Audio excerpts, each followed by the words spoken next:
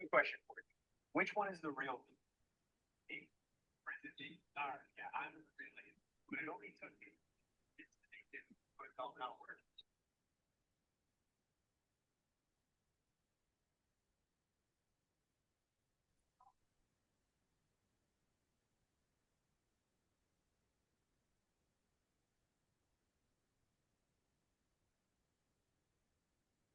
By fewer.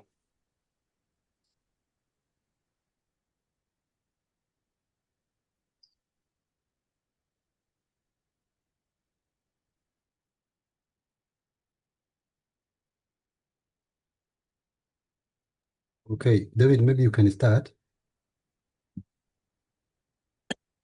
The rest will get us along the way. All right. Am I supposed to start or Stephen? Because Stephen will have some presentation. Yeah, you can And start. then I will add. You are the moderator, so you can start with introduction, introducing Stephen, and then welcome student. Okay. Then you give a chance. All right. I'm using my phone because my laptop is using to work. I don't know what happened.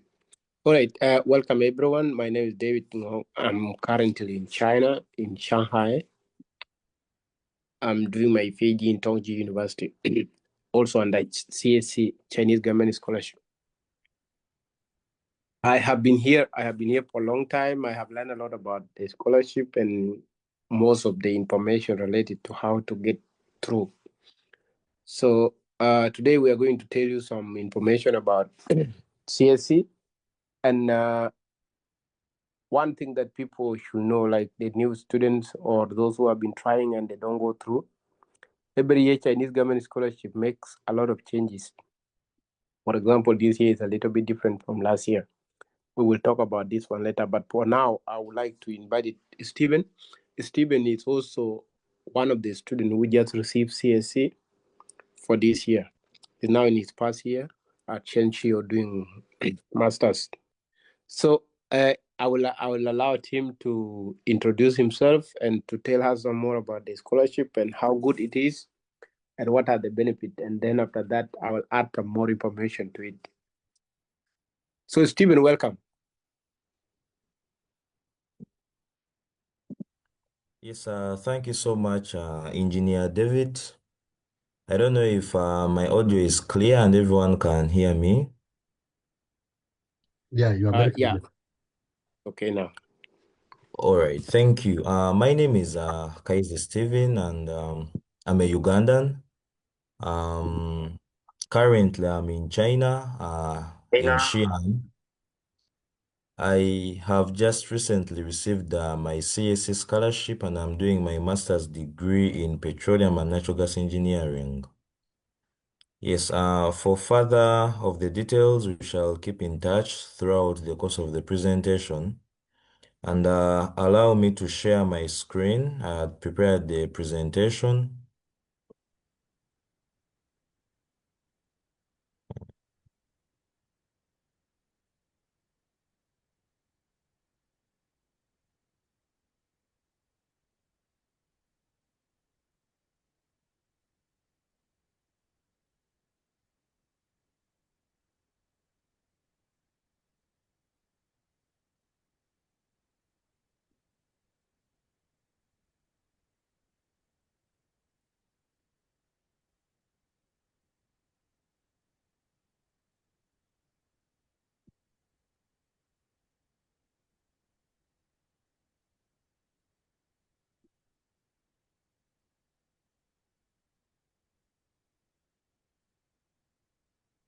Yes, I don't know if everyone can see. Yeah, it is okay now. Okay. So it's unlocking opportunities, the Chinese government scholarship. Just a moment, just a moment.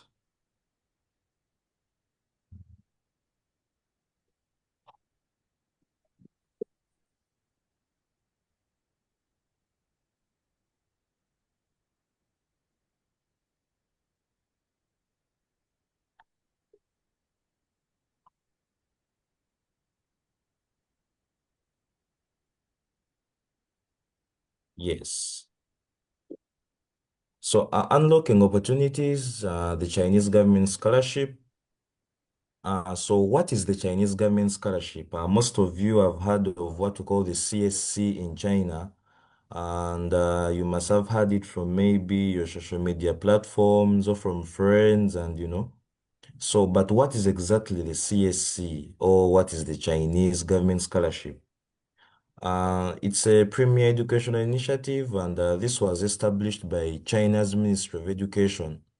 That was in the year 2013 and administered by the China Scholarship Council. So there's a special council in China under the Ministry of Education that is responsible for the education initiatives in the country. And this council is called the China Scholarship Council. So this scholarship is a gateway to global education. And fostering global cooperation, its core mission is to promote international education, exchange, foster cooperation between China and the rest of the world. Ideally, you know that China is nowadays one of the superpower countries, and it is taking on various aspects or sectors in life with regards to technology, with regards to the business enterprises, and now into the education sector. China is one of the big major boosters worldwide.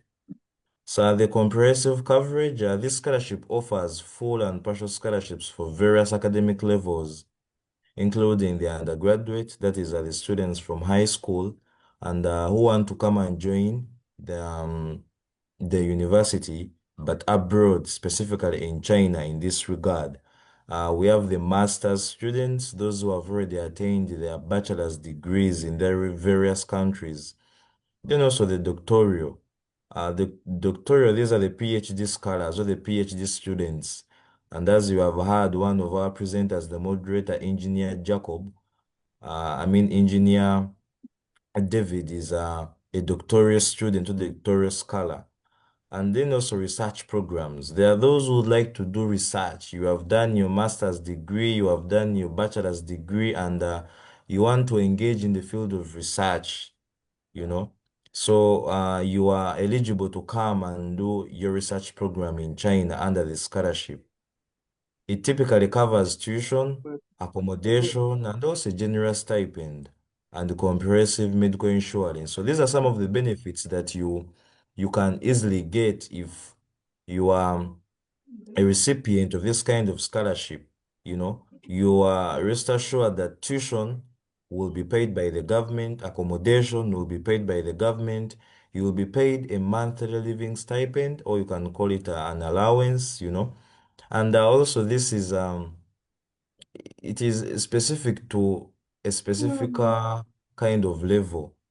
Of course, if you are an undergraduate student, there is a stipend, a range upon which you will receive, or a specific figure. Then it goes on increasing to a master's program and then also for a PhD. A comprehensive medical insurance, rest assured that when you come to China, everything will be covered for by the government of China. So who is eligible, countries and criteria. The global reach, and this is specific criteria. It is open to all citizens of all countries worldwide, excluding China, So if you're a citizen in China, you are not eligible to apply for this type of scholarship. However, all countries worldwide, whether it's in Europe, countries in Europe, countries in Africa, and also countries in Asia, but apart from China, you get, for example, we have people like the Pakistan, Bangladesh, and so on. All those people are eligible to apply for this kind of scholarship. Then what is the age limit?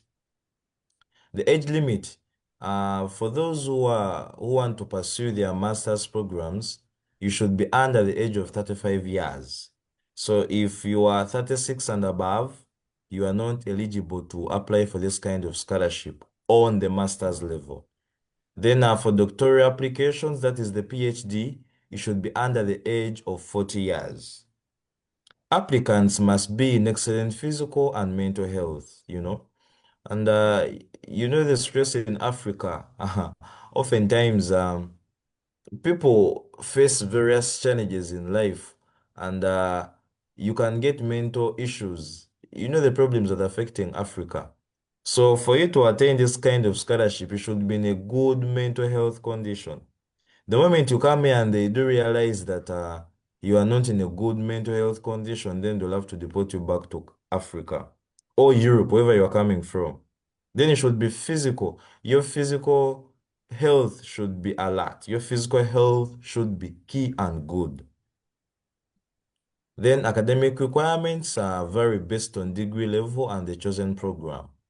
Engineer David will hint more about most of these things that I'm talking about, but the requirements vary based on the degree level. For example, you cannot be coming to do an undergraduate degree and then we are asking you to bring your transcript. You haven't attained the transcript yet. You get. The scholarship benefits, like the way I told you at a glance or at a full scale, we have the full tuition. It covers the full tuition, a complete coverage of academic fees at leading Chinese universities. The Chinese universities are very, very, very many. You get. For example, in my city where I am today, Xi'an has over 80 plus universities, you know. But the moment you apply for this type of scholarship, you are eligible to join any leading university in China, whether it's in Beijing City, whether it's in Xi'an, whether it's in Shanghai, whether it's in Guangzhou, any city.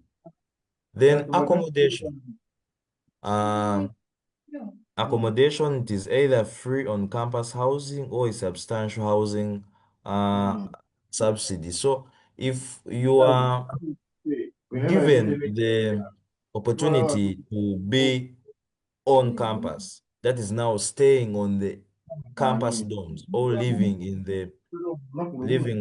within the university premises, then it is for free. Most of the students here who are not on this type of scholarship and they are on the university scholarship, they are entitled to pay for the monthly or for the annual accommodation fees within the university premises. Then if I'm to go to the monthly stipend, approximately 2,500 to 3,500 yuan, and it covers for the living expenses. Like I told you, those on undergraduate level, you receive a specific type of a specific figure. Those are on master's level, you receive a specific figure, and then those at the doctoral level, that is the PhD, you do receive a specific figure. Then medical insurance. Health is key for whatever sector or for wherever you are in any country. So the moment you come to China, you should be good. You get. And admin, I request maybe you can mute some of the people in the background noise having it. My point is the comprehensive health insurance. So the comprehensive health coverage ensures peace of mind during your studies. They don't want to bring you here in China and you have cancer, you should be okay health-wise. You should be okay health-wise so that you are not disrupted from your daily academic ventures. So you gain access to over 279 universities and more than 300 diverse academic disciplines, opening doors to a worldwide class education sort of experience. So with the moment you attain this kind of scholarship, like I told you, you are eligible to join any of the top leading universities in China. You get in any city. And you are also eligible to have over 300 academic disciplines, be it ranging from engineering, ranging from the business enterprise or the business sector, ranging in medicine. You know, there are people who want to be medical doctors, surgeons, and so on. And you want to join any top leading university in China under this kind of scholarship, you can easily get it and you join. You get.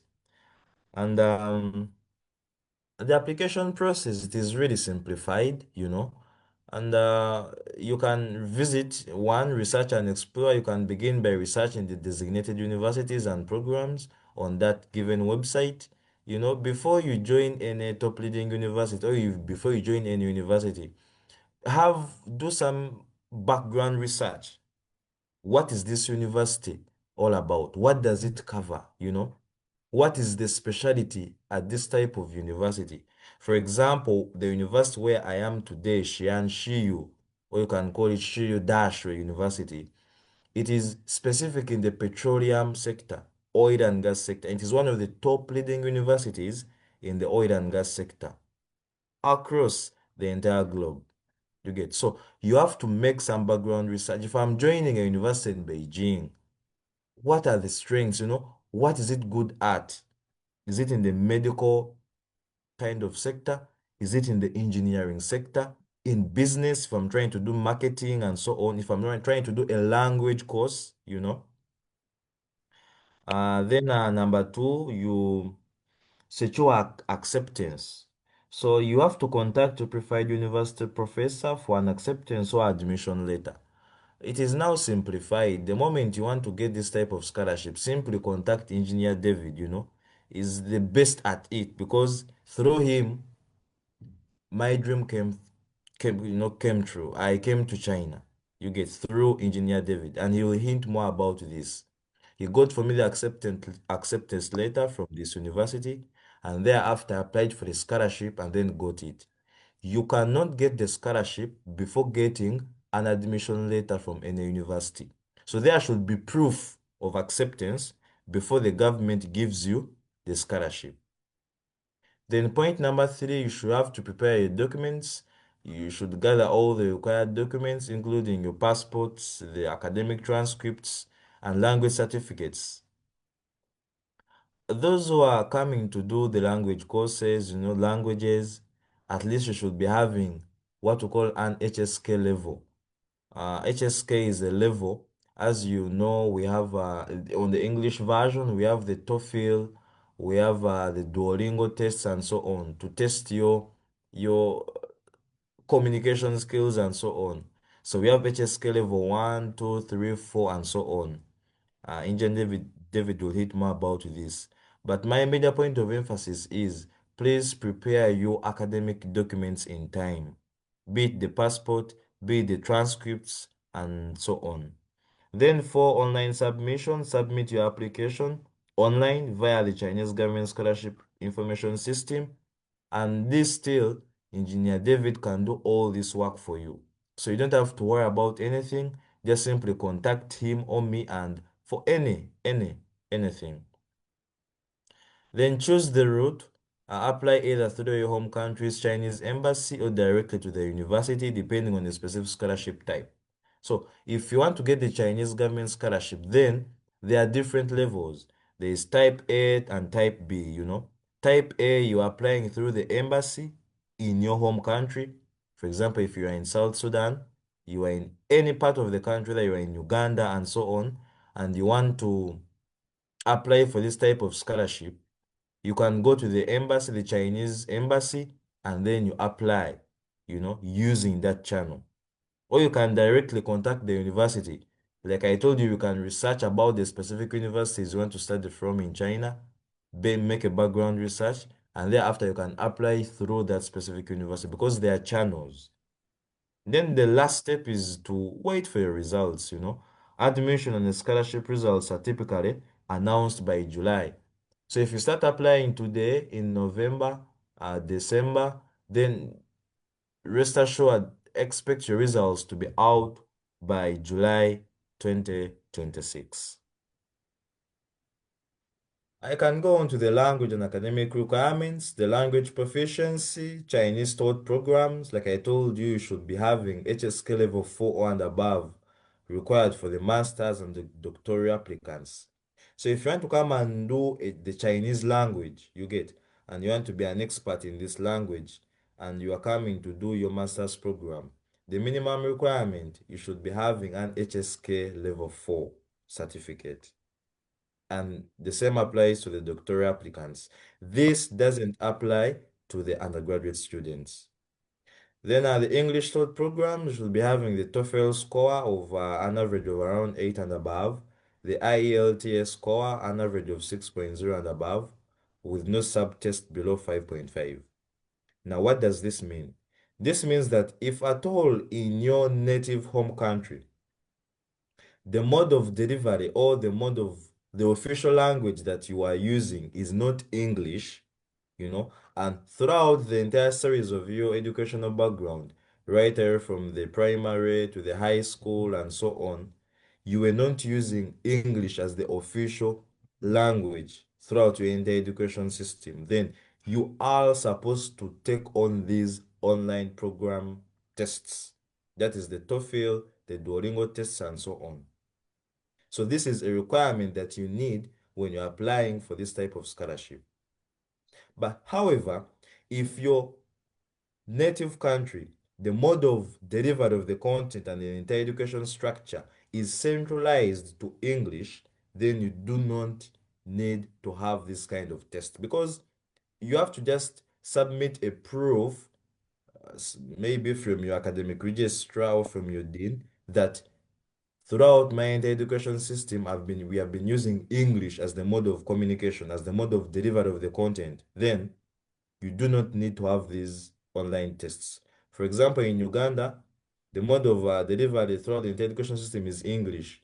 So I don't need to do these tests, because ideally these tests, they test you, your reading, your writing, skills in English. Because the moment you are coming to China and it is English taught, for example, I'm doing a master's degree in petroleum and natural gas engineering, it is English taught. The professors that are coming to the classroom, they are using English as the mode of communication. You get? And in your home country, you didn't do English. So there will be some bit of collision. Then academic excellence, strong academic records and well-crafted study plans significantly enhance your chances of selection. You should be having good academic grades, good academic grades and academic records. And then I should have a well-crafted study plan. For example, in my home country, in my university where I graduated from my bachelor's degree, I was the second best student in our class who were doing petroleum and environmental engineering, So my probability of getting this kind of scholarship was a little bit high because I had a very good academic record. Then I sat down and crafted my study plan, because you're supposed to tell these people that I am coming to China, not just for the sake of coming, but I have a timeline. I have a study plan. In my year one, I'm going to come and do A, B, C, and D. In my year two, I'm going to start drafting my research proposal, my research. You get? And in my year three, I'm going to implement my research. You get? So you should be having a well-crafted study plan. Then, some undergraduate programs may require the China Scholastic Competency Assessment, that is the CSCA. At the start of this online meeting, Engineer David told you that in each and every passing year, conditions change, circumstances change for this type of scholarship. Now, for the next intake, that is the next year, for the 2025-2026 scholarship, there is what we call a scholastic competency assessment. In other words, you are supposed to sit for a test and examination before you apply. And Engineer David will hint more on this kind of setting. Then countries and universities that are participating, the Chinese government scholarship program boosts a vast network of institutions and international partnerships.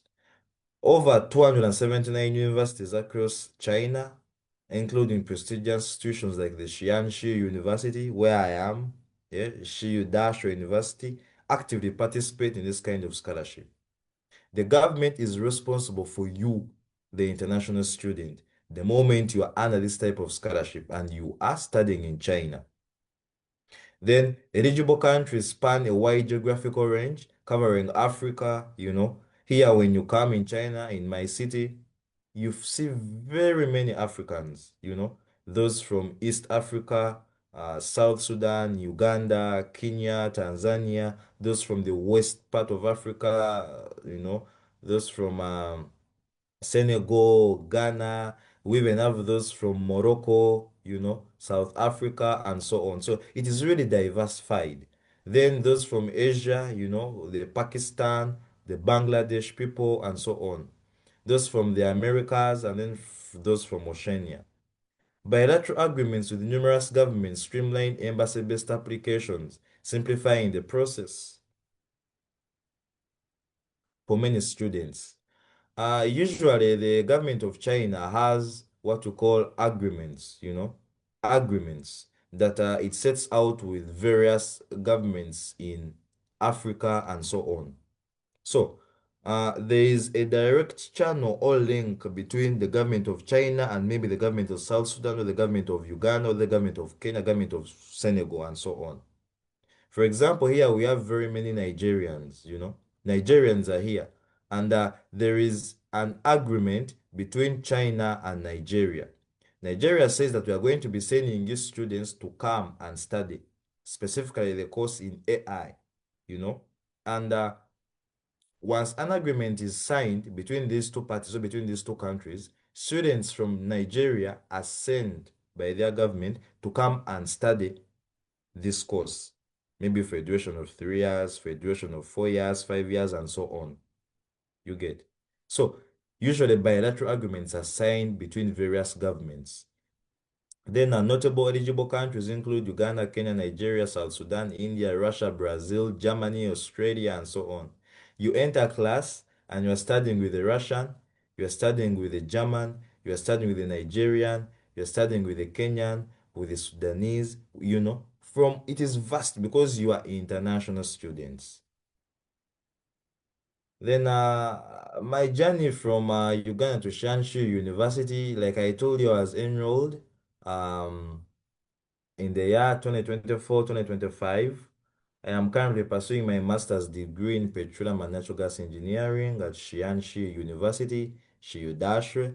Of course, when you come to China, you will have to take on some of the language, courses, And Chinese is really, it's a good language, And once you come and you learn some bit of Chinese, you go back home to Africa, you become a small god among your peers, among in the community.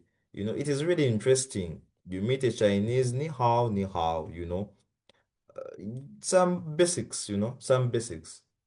Uh, like I told you, the scholarship of mine, the CSA covers everything, the tuition, the accommodation. I'm living here in these apartments for free because everything is catered for. My tuition is being paid by the government. On top of that, they are paying me, they are giving me a monthly living stipend. On top of that, they are catering for my insurance in case of any catastrophic events or scenarios that do happen throughout the course of my study here in China. Then my insurance can be able to cover it up. This experience offers rich cultural exchange and significant academic growth in Xi'an. Once you come, everything it is diversified. You interact with enormous cultures, You come and learn, You learn different cultures. How do the Nigerians behave? What are their cultures? What are their norms? What are their traditions? Those from Russia, those from Germany, those from Australia, and all over the places, But again, you also learn the Chinese cultures, the Chinese norms. In the first semester, there is a course called Overview of China, where they teach you how China came to be. What are the different kinds of tribes in China, the different dynasties that happened, the Han Dynasty, the Tang Dynasty, and so on. So it is really a beautiful sort of experience, You enrich your mind. Then why choose the Chinese government scholarship? You are eligible to world-class education. You can access any top-tier education at an incredibly affordable cost and supported by comprehensive funding. You know, you don't have to use your money to do research. Everything is catered for. You get. Whether there is a trip, maybe you are going to a field trip to another city, to another country. You are attending a conference, for example, next year, there is what we call an international energy conference, you know. So ideally to participate in this kind of conference, you're supposed to pay. If you're a student or if you're an educator, a tutor, and so you're supposed to pay to attend this kind of conference. Then write a paper and then submit. So ideally, you see that I don't have to use my money to pay for this type of conference to join. The university and the government does everything for you. Then industry and the research hub, you study in China's rapidly growing industries and cutting-edge research fields, and you gain invaluable experience. Oftentimes, you do realize that in Africa, you know, Africa, third world countries and so on, you know, it is evident. And most of the educations that we do receive in Africa, they are theoretical in nature. You go maybe in the field of engineering under oil and gas, you are studying about an oil rig. But even you don't know how an oil rig exists. You can mention all the parts on the oil rig theoretically, but you don't have the practical sense of it. You don't have the practicability of this type of machine, how it operates and so on. But again, this goes back to the government. The government doesn't put a lot of energy into the research and science sector in our home countries. But if you come to China, what you're dreaming of, what you're reading in textbooks, what you're seeing online on YouTube, how most of these machines operate, you know, you are seeing it now physically. You are touching it. So this enriches your mind, your creativity, your understanding rate, your thinking, you know. And at the end of the day, once you go back to Africa, you will be able to do enormous and vast things